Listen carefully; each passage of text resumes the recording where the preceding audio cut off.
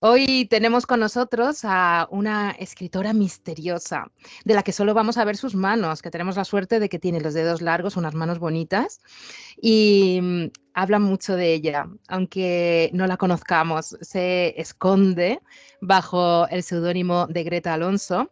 Muchos de vosotros ya la conoceréis por su primer libro de novela negra, también como este segundo del que nos va a hablar hoy, El cielo de tus días. Y hoy nos presenta precisamente La dama y la muerte, publicado con la editorial Planeta. Una novela donde una pintora misteriosa o pintor anónimo, porque desconocemos su identidad, funciona de hilo conductor de una trama que, como un río, va abriéndose a diferentes afluentes, que son sus personajes de todos los colores, que desembocan de una manera u otra en un mar de pasiones, de emociones, de sensaciones, con sus luces y sus sombras, como las mejores de las pinturas. Bienvenida, Greta, es un placer tenerte en Voces. Hola, ¿qué tal, Lorena? Encantada de estar aquí con vosotros. Greta, antes de adentrarnos en tu nueva novela, cuéntanos un poco cómo llegó la literatura a ti y sobre todo esa necesidad de transmitirla, de escribir. Bueno, en mi casa siempre se ha leído muchísimo, ¿no? En mi casa siempre ha habido muchos libros, mis padres leían y yo desde pequeña pues lo recuerdo leyendo o viendo películas clásicas y yo creo que eso me influyó, ¿no? Además siempre he tenido acceso a todos los libros que había en las estanterías, no, nunca me limitaban y yo, bueno, pues recuerdo haber empezado a leer, mi primer libro creo que fue Los 5 tras el pasadizo secreto con mi madre. Ella leía una página y yo leía otra. Y fue así como me aficioné a la lectura. Y llevo leyendo toda la vida y escribiendo, pues bueno, yo creo que empecé a escribir pues con 11 o 12 años, pero creo que ya antes imaginaba historias. Yo recuerdo estar a lo mejor aburrida o bueno, en casa sin hacer nada y en la cabeza tenía siempre como una especie de historia, ¿no? Infantil. Y bueno, ya me puse a escribir en serio mucho después. Hace 3 años, bueno, pues se publicó mi primera novela, que fue algo inesperado, porque yo la escribí casi, bueno, pues por entretenimiento, ¿no? Lo que pasa es que cuando la acabé, pues era bastante buena y bueno, pues di el salto a la publicación. El permanecer anónima te permite disfrutar de otra manera, sin todo lo que reviste un poco el ser un autor conocido. Las luces y las sombras de cómo estás viviendo todo este proceso, ¿cuáles son para ti, Greta? Bueno, para mí la parte positiva, o sea, lo que más me gusta de esto es la interacción con los lectores, ¿no? Yo, vamos, como publico con seudónimo y no voy a firmas, la manera que tengo de interactuar es por redes sociales. Tengo un perfil de Instagram y escribo prácticamente todos los días porque me encanta escribir y bueno, escribo pues sobre temas un poco de actualidad, ¿no? Y también, bueno, los sentimientos que voy teniendo, bueno, a diario. Esa quizás es la parte más positiva, el feedback, ¿no? Que me dan los lectores, pues bueno, cuando publiqué la primera novela o ahora que he publicado esta. La parte más negativa, que es la que yo quería evitar y precisamente por eso, bueno, pues el tema del seudónimo, ¿no? Yo cuando empecé a enviar el manuscrito de la primera novela a editoriales, yo tenía muy claro que solo podía publicar con seudónimo, porque bueno, tuve un problema hace años de estrés, ¿no? Con un trabajo y tenía mucho miedo de salir de mi círculo de confort, ¿no? Llevo una vida muy ordenada, tengo un trabajo que no tiene nada que ver con esto, relacionado con la ciencia, y tenía muy claro que si publicaba, yo quería mantenerme un poco ajena, bueno, pues al mundo de las ferias, de las firmas, a todas las giras promocionales, ¿no? Entonces, bueno, no es fácil porque, claro, las editoriales al final necesitan un rostro para promocionar las novelas. Pero Planeta aceptó, les gustó mucho el manuscrito y aceptaron, y han vuelto a aceptar con esta segunda novela. Entonces yo mientras pueda me voy a mantener así. Sí que tiene una parte negativa y es que, bueno, a veces, y cada vez me ocurre más, me siento como una impostora, ¿no? Por el hecho bueno, de ahora mismo, ¿no? Cuando he empezado la entrevista contigo, pues, jo, el que yo te estoy viendo el rostro, tú a mí no. O sea, es algo que al final, no sé, no todo es positivo, tiene esa parte negativa, ¿no? Y bueno, muchas veces la gente que lee mis novelas, me pide, bueno, me gustaría tener un ejemplar firmado, dedicado. Claro, con seudónimo es muy difícil porque yo no voy a firmar a ninguna ciudad. Entonces, bueno, sí que el seudónimo acaba siendo casi un lastre. Tiene su parte positiva, pero tiene también mucho de negativo. Pero bueno, al final es ponerlo en una balanza. A día de hoy Exacto. sigo necesitando el seudónimo, o sea, no me veo capaz aún de salir a la luz. En cuanto a la comunicación, esa es la maravilla también de la comunicación, que si dos partes quieren comunicar, no hay ningún tipo de obstáculo, más que puede haber un problema de sonido hoy en día, ¿no? Que no podamos llegar a hablar la una con la otra, pero si no, en absoluto. Y también subraya de alguna manera la magia de la radio, en la que no estamos viendo a las personas, pero sí las estamos escuchando. Y hablando recientemente con una escritora, me comentaba que la voz es algo que transmite muchísimo más que la imagen, porque no se puede como modular hasta tal punto de engañar al otro, como que era algo muchísimo más fidedigno en cuanto a transmisión. Así que en absoluto tienes que sentir que hay algún tipo de obstáculo porque no te veamos la cara. Además que te vemos tus manos, que te digo, tienes unos dedos finos muy bonitos. Así que el Gracias. primer contacto, el primer contacto que tenemos con Dama es de manera indirecta a través de la publicación en la sección de cultura de un diario de tirada nacional de un artículo que escribe uno de los personajes. Y dice, nadie sabe quién es Dama, solo que pinta. Se ignora quién es el artista, se desconoce si es joven o anciano, si es hombre o una mujer. De Dama solo se ha oído que emplea su mano izquierda, que cuando da pinceladas lo hace pleno de rabia, de ira, que ejecuta sus trabajos como acuchillando el lienzo. Dama no existe, es un seudónimo, pero está convulsionando el panorama artístico y hay quienes se han obcecado en compararlo con Banksy, aunque Banksy es otro asunto. Cuando leí esto, ¿sabes dónde me trasladaste? A un vídeo que vi hace años de una chica que tenía un síndrome de personalidad múltiple. Una era la pintora, una persona que pintaba cuadros pacíficos, tranquilos, de los que emanaba un equilibrio, y cuando llegaba una de las otras personalidades que tenía, acuchillaba el lienzo con el pincel. Y al final, en tu libro, a lo largo de toda la historia, tenemos esa búsqueda del equilibrio entre, puede ser locura o pasiones, pulsiones y razón. Y si hay un personaje que lo personifica, ese puede bien ser Mateo, quizá, ¿no? Mateo Valtierra. Y Mateo, bueno, es mi personaje favorito y es el protagonista absoluto, yo creo, de la novela, ¿no? Es el inspector que está investigando la muerte de Lucas Cue. Lucas Cue es la víctima, ¿no? Es un futbolista que se retiró en la cumbre de su carrera, nadie sabe el por qué, y aparece asesinado en el primer capítulo. Y Mateo Valtierra es el inspector que rápidamente encuentra una conexión entre este crimen y la obra más reciente de Dama, que se había subastado justo la tarde anterior. Entonces, Mateo es un hombre muy equilibrado, ¿no? Es un hombre muy íntegro, él tiene unos principios muy claros, es muy ortodoxo en su trabajo y en su vida, ¿no? Él casi en algunos momentos puede parecer incluso frío, un hombre frío.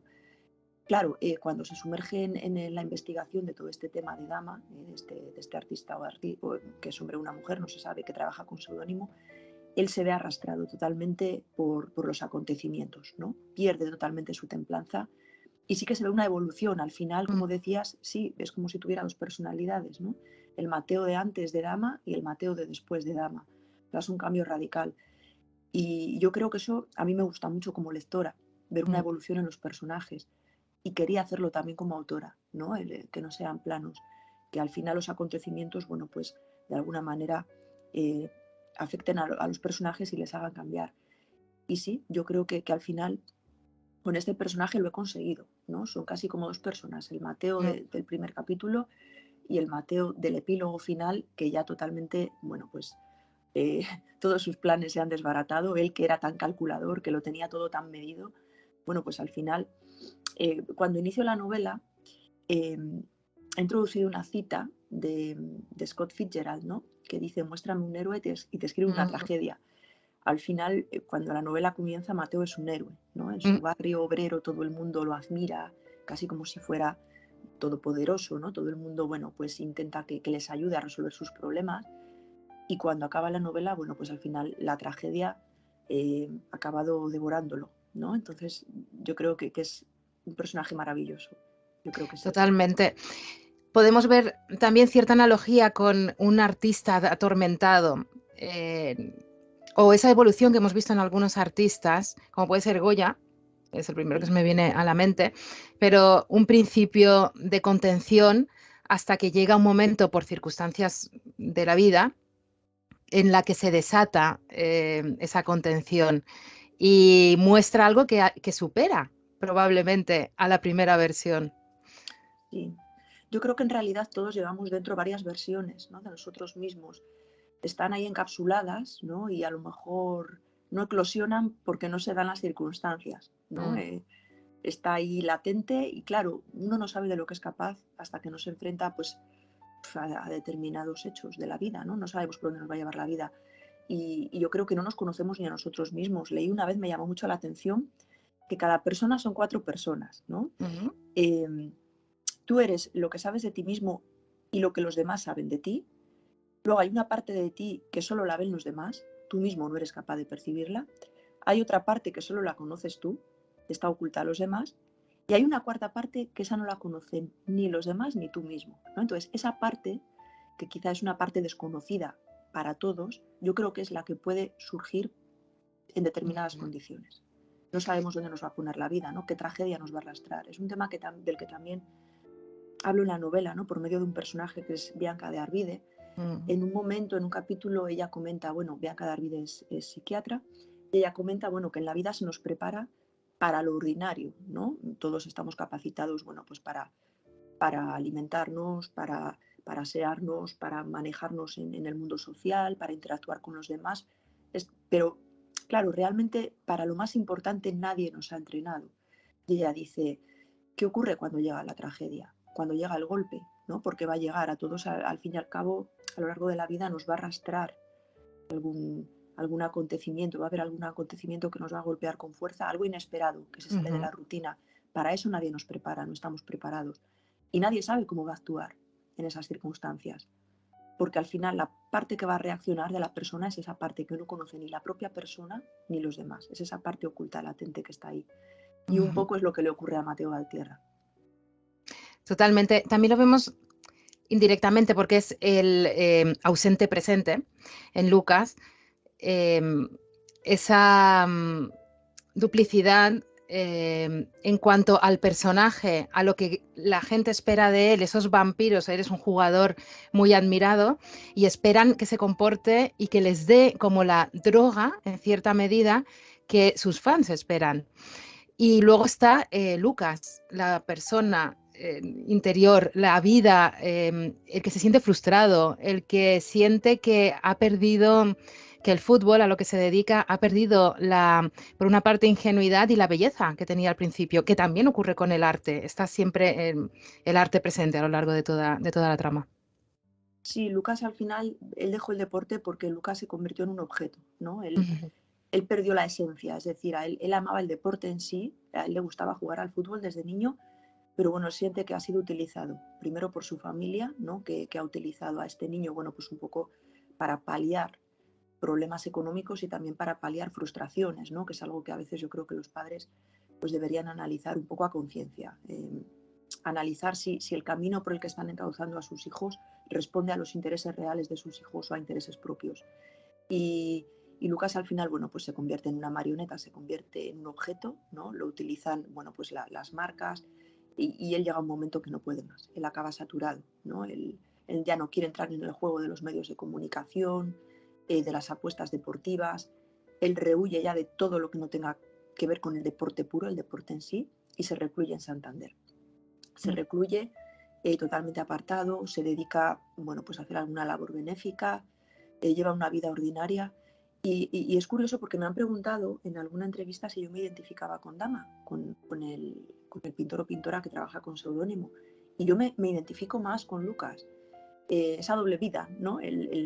Bueno, pues que tienes una imagen pública, ¿no? En mi caso utilizo el seudónimo, ¿no? Tengo una vida como autora, como escritora, y luego una vida que es mi vida real, que al final, bueno, yo muchas veces oigo el nombre de Greta y respondo por Greta, o sea, ya casi me identifico totalmente, Pero sí que Ujú, es cierto que cuando uno tiene cierta imagen pública o cierta repercusión, aunque vamos, no tiene nada que ver el nivel de Lucas con el mío, pero quiero decir que sí que hay ahí una doble vida, ¿no? ujú, Y al final, bueno, pues sí que quería también poner el foco ahí, ¿no? En estas personas que al final se van perdiendo a sí mismas, al final les ujú, arrastra la vorágine de la fama, del éxito. Y yo creo que es un personaje que sin estar, porque es la primera víctima, mm. está, está sobrevolando continuamente la novela. Totalmente. A Lucas lo que le gustaba era andar descalzo, Sí, también. Y creo que a ti también, por una foto que he visto, sí, que te he visto. Así que ahí sí. está, ahí está Greta en Lucas o Lucas en Greta. Em, Hay algo, es una novela plástica, en cierta medida, lo que evidentemente probablemente has buscado porque la pintura es plástica. Y las sensaciones, las texturas son muy, muy importantes. Desde el primer momento en el que la chica de la ducha se está duchando con un jabón de sándalo, que envía un mensaje potente, tanto a nivel olfativo. Dices en un momento en la novela que el olor es la única, la sensación que perdura. Se puede olvidar algo así como, se puede olvidar una voz, una imagen y una promesa, pero un olor no, porque permanece y empiezas con ese sándalo y las sensaciones que esa persona está sintiendo en la ducha. Y así nos vas llevando a lo largo de la novela a pinceladas, introduciéndonos porque nos hace sentir de manera constante a través de estímulos como canciones, cuadros, que a todos los lectores invito a que vayan a ver el cuadro cada vez que Greta habla de un cuadro en la novela porque aporta una dimensión extra, extra por supuesto, porque además son cuadros misteriosos y con una historia detrás que es maravillosa. Entonces, es algo que me ha gustado muchísimo. Esa capacidad que tienes con un lenguaje muy sencillo, con frases cortas, de meternos, de hacernos sentir. Para mí es muy importante la parte sensorial. Me comentaba en redes sociales una lectora el otro día que le gustó mucho. Hay un momento determinado en que un personaje llega a la casa de sus padres, ¿no? Es Jorge del Cerro, el juez. Llega a casa de sus padres ya han muerto hace años, y utiliza una toalla para secarse. Y él recuerda cómo olían las toallas de su madre, ¿no? Mm, Y dice, lamenta no haber prestado atención a los detalles. Muchas veces no prestamos atención a los detalles. Yo creo que vivimos tan rápido que estamos haciendo una tarea y estamos ya planificando la próxima, ¿no? Y nos perdemos en el pasado y nos perdemos sobre todo en el futuro. O sea, no estamos centrados en el presente. Yo creo que es muy importante toda esta parte sensorial. Es una novela policíaca y muchas veces yo leo muchísima novela de todo tipo. Cuando leo una novela policíaca veo que me falta eso, esa parte, ujú, ¿no? Quizá los personajes que pues igual son muy planos o que le falta esa parte ambiental, ¿no? Del clima, del paisaje, de los olores, de los sonidos. Y al ser una novela ambientada en el mundo artístico, yo tenía muy claro que esa parte era esencial. mm, No solo el documentarme, bueno, pues como dices, en las obras de arte, ¿no? Me he tenido que documentar muchísimo sobre el tema de la restauración de obras artísticas, porque, bueno, algún capítulo se desarrolla en talleres de restauración del Prado, sobre el tema de las subastas, eh, las obras incautadas por los nazis, ¿no? Que incautaron más de 16.000 obras, la subasta de Lucerna que hicieron en Suiza, bueno, muchísima documentación, pero no quería perder esa parte ujú. sensorial. Para mí Sí, era importante. Jorge, cuando va a ver a Mario, acaricia el musgo y se te queda Sí, impregnado esa sensación. Tanto el sándalo como el musgo, como la toalla, son sensaciones pacíficas antes de una tormenta. Entonces juegas también a prepararnos, ¿no? En ese sentido, o a sorprendernos sí, es un después, contraste, sí, absolutamente, totalmente. sí. Hay algo que me ha encantado, casi lo tenemos que dejar, qué pena, porque es súper interesante, pero bueno, ya tendremos ocasión Sí. de hablar. Hablas de, pues hablando de estas sensaciones de la restauración, hay un personaje también muy, muy interesante, que es Judith, que es Ujú, restauradora, sí, que es la técnica frente a la pasión o el don, ¿no? Que puede existir en Dama, y la técnica de Judith, que hay una especie de frustración quizá. Y dice, bueno, están hablando de qué va a hacer con ese retablo absolutamente maravilloso de la redención, el tríptico, ujú. que es maravilloso. Y dice, ¿y luego volveréis a barnizarlo? Y dice, sí, con resina damar. Es más cara que la sintética si nos llega en forma de piedras, de lágrimas del árbol del que procede. Sorea, árbol que llora. Aquí se Ujú. trabaja con ella desde los 80, desde que vino John Bradley. Qué preciosa imagen. Sí, bueno, eso al final se trabaja así en el Prado, desde que se restauraron las Meninas en los años 80, que vino este restaurador de Estados Unidos, se empezó a trabajar con este tipo de resina, con la resina de amar. Y bueno, esos son datos técnicos al final que he ido recabando, he tenido que leer muchísimo, he tenido que ver muchísimos documentales. Ese tríptico, el de la redención, se está ahora mismo restaurando en el Prado. Hay Es un que parece que lo vivas. hay un Que- documental, yo creo que se emitió en la 2 hace ya tiempo y sí, que quería, vamos, ceñirme cuanto más a la realidad, ¿no? Y sí, he tenido que hacer una búsqueda, bueno, pues como digo, pues en temas de subastas, ¿no? Pues se habla de alguna subasta como una que hubo en Christie's. eh, se subastó el Salvator Mundi de Leonardo por 600 millones de dólares y después corrió el rumor de que era falso, ¿no? Después de que lo hubiera adquirido un príncipe saudita. Bueno, hablo de cuadros destruidos, las novias de Klimt, ¿no? Mm, Que ardió en 1945 en un castillo de Austria. En la novela reaparece, ahí me he tomado una licencia literaria porque ese cuadro no ha reaparecido, está destruido en teoría. en principio, Y eso. ha sido apasionante la investigación, la verdad que... Pero bueno, al mismo tiempo he tenido que ser muy cauta, ¿no? Porque no quería hacer un libro demasiado pesado y farragoso en temas Ujú. artísticos. O sea, yo no quería perder de vista que se trataba de una novela policíaca y que era prioritario el tema de la investigación forense, policial, policía científica. Eso no quería perderlo de vista. Porque a veces sí que cuando se escriben novelas tan ambiciosas yo creo que se corre ese peligro, ¿no? El de Ujú. hacer un mamotreto demasiado pesado y ahí sí, al final me he documentado mucho más de lo que luego se refleja en la novela. He tenido que... Bueno, es la capacidad de síntesis, ¿no? La esencia, al final, es lo que queda. Es una novela policíaca muy interesante porque lo vivimos en toda la investigación en primera persona, porque utilizas la primera persona y es algo también que nos hace ir descubriendo con el investigador. Te tengo que dejar Bueno, volar hacia otras tierras. Ha sido un placer hablar contigo. gracias. Es muy estimulante tu novela. Y solo, antes nada, en un minutito. ¿Cuál es el espacio de todos los espacios que has utilizado en los que se integran los personajes o el espacio cobra importancia por el personaje y viceversa, se retroalimentan, tanto inventados como reales? ¿Cuál es el que se ha pegado a tu piel? Yo creo que ha sido Terán, en el Valle de Cahuérniga, en Cantabria. Es un pueblito que no está muy alejado de la civilización porque está muy cerca de la autopista 8, pero una vez que estoy allí es como si estuviera en el fin del mundo. Es un pueblo con casonas de piedra, musgo en las tapias, como decías antes, los sonidos, el olor, todo. Un lugar impresionante. Y recomiendo a todo el mundo que lo visite. Pues apuntamos tu recomendación. Muchísimas gracias, Greta. Ha Gracias. sido genial tenerte. Gracias, Lorena. Un saludo. Un saludo.